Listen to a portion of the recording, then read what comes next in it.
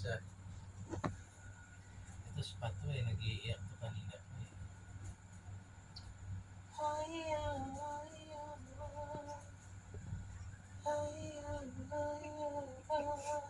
Tuwa ako, paano yun dila-dila? Relaxation.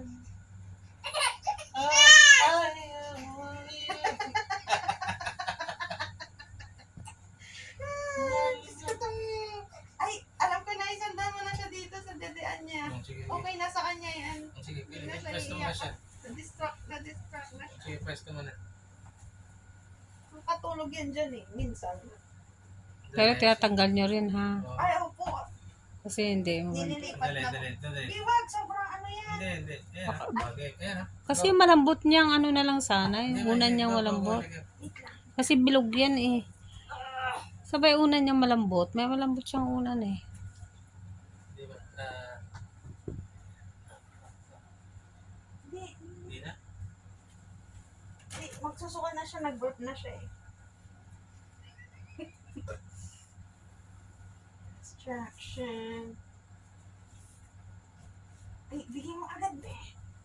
Pag nakapag-isip siya, wala ano. Ipahawak mo mismo yung ano. Patulog na yun.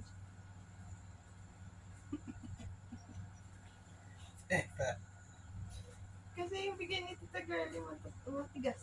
Oo nga. Ayan, parang malambot, di ba? Diyan. Opo. Hindi niya po nilalaro yun. Matigas pa eh. Pag may ngipin na yun. Sana mo, huwag na ugali ni engineer to. Kita mo po. Huwag mo na kasing babanggitin. Kasi Si Tutay ang nagmamanifest. Ay, ano ako?